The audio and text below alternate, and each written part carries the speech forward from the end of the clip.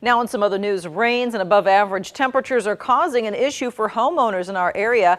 Excess water from melting and precipitation is not able to sink into the still frozen ground, causing it then to leak into people's basements.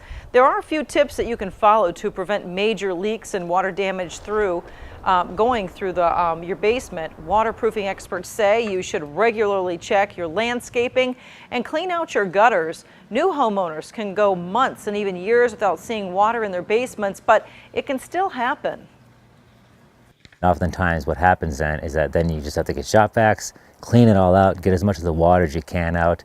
People end up calling ServPro and other companies like that to come, clean out and get the moisture and the humidity out of the house, which is really the minimal thing and the best thing you can do, and you need to do it quickly.